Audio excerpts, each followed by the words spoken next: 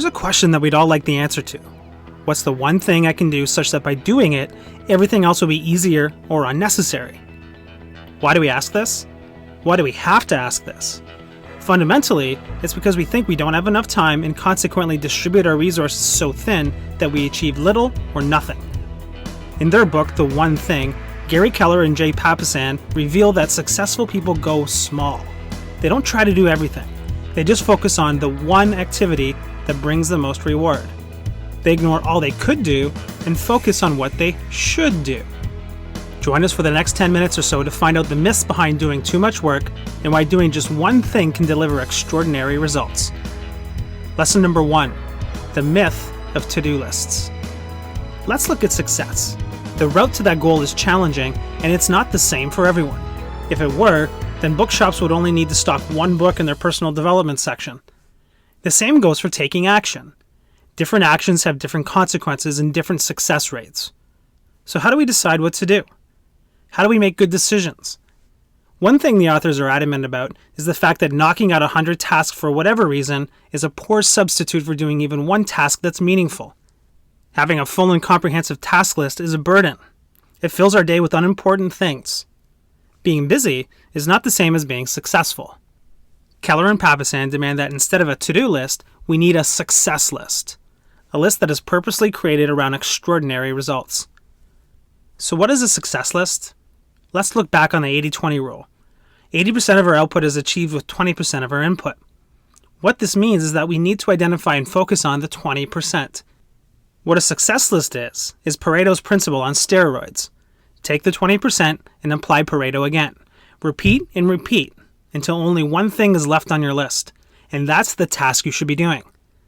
Now, before we get stuck into that task, there's another key myth that needs to be busted. Multitasking doesn't work. Think of it this way.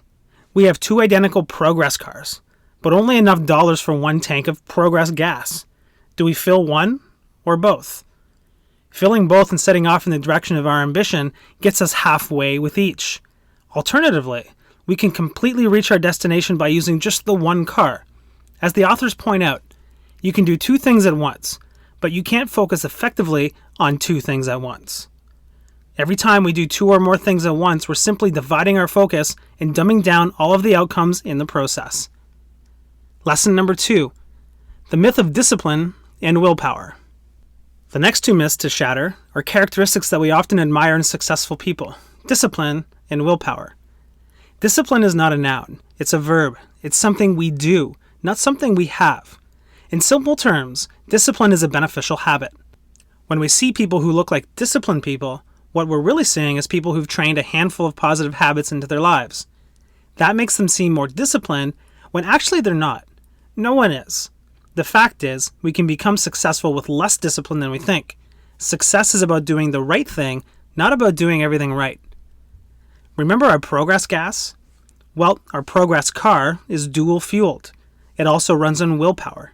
Every morning we start out with a full tank, and as the day goes on, every time we draw on it, we're using it up. As the tank depletes, so does our resolve, and when it's empty, we're done.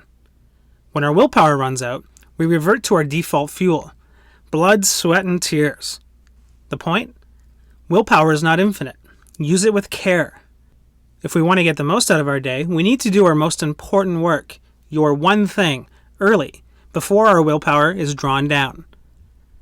Lesson number 3, the myth of work-life balance. Here's a work-life balance history lesson, courtesy of the authors. 200 years ago, the village blacksmith didn't have to stay at the forge until 5 p.m. He could go home when the horse's feet were shod. Only after the Industrial Revolution introduced the concept of large numbers working for someone else did the concept of work-life balance arise. Now in the 21st century, we strive for that elusive ratio. But it's a myth. Work-life balance doesn't support success. The whole concept of balance is to create equality between 2 extremes. Balance brings average, and average means, well, average. Magic never happens in the middle. Magic happens at the extremes. If we want to succeed, a balanced life cannot be achieved. We need to focus on the one thing and lean in its direction, maybe for up to 10,000 hours if we're to believe Malcolm Gladwell. The question of balance is really a question of priority. When we act on our priority, we automatically go out of balance, giving more time to our one thing over everything else. Lesson number 4, finding your one thing. So how do we bring it all together? How do we find that one thing? According to the authors, we need to ask the focusing question. What's the one thing I can do such that by doing it, everything else will be easier or unnecessary? Let's break it down into 3 parts. Part 1. What's the one thing I can do? Tells us the answer will be one option from many. It directs us to be specific. The last phrase, can do, is our call to action.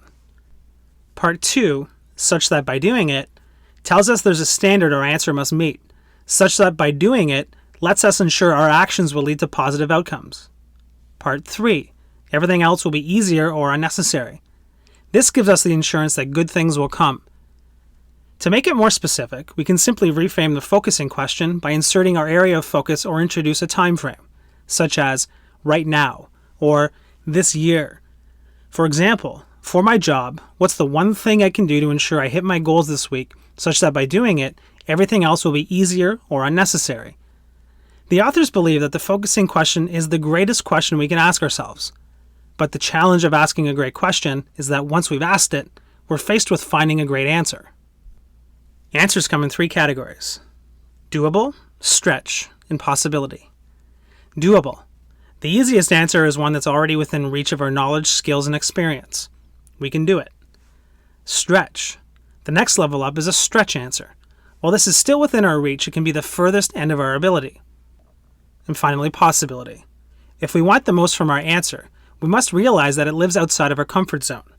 A possibility answer exists beyond what is already known and being done. A new answer. The authors, however, remind us that achievement of our one thing is not without difficulty. If we lack a big picture view, we can easily fall into promiscuous objectives. In other words, once we get what we want, our happiness wanes because we quickly become accustomed to what we acquire.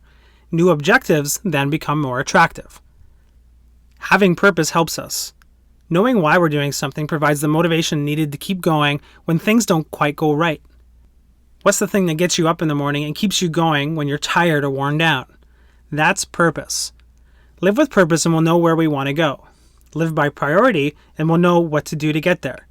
Purpose without priority is powerless. We need to set and prioritize our goals. So let's see how the focusing question, together with purpose and priority, creates a plan. Here's how it goes. The 5-year view. Based on my someday goal, what's the one thing I can do in the next 5 years to be on track to achieve it? The annual view. Based on my 5-year goal, what's the one thing I can do this year to be on track to achieve my 5-year goal so that I'm on track to achieve my someday goal? The monthly view. Based on my goal this year, what's the one thing I can do this month so I'm on track to achieve my goal this year, so I'm on track to achieve my 5-year goal, so I'm on track to achieve my someday goal? The weekly view. Based on my goal this month, what's the one thing I can do this week so I'm on track to achieve my goal this month, so I'm on track to achieve my goal this year, so I'm on track to achieve my 5-year goal, so I'm on track to achieve my someday goal? The daily view. Based on my goal this week, what's the one thing I can do today so I'm on track to achieve my goal this week, so I'm on track to achieve my goal this month, so I'm on track to achieve my goal this year, so I'm on track to achieve my 5-year goal, so I'm on track to achieve my someday goal? And finally, the immediate one thing. So, based on my goal today, what's the one thing I can do right now so I'm on track to achieve my goal today? So I'm on track to achieve my goal this week. So I'm on track to achieve my goal this month. So I'm on track to achieve my goal this year. So I'm on track to achieve my 5-year goal. So I'm on track to achieve my someday goal. And that's how you get from lofty vision to pragmatic next steps. So what's the one thing that will deliver exceptional results for your life? Better get started.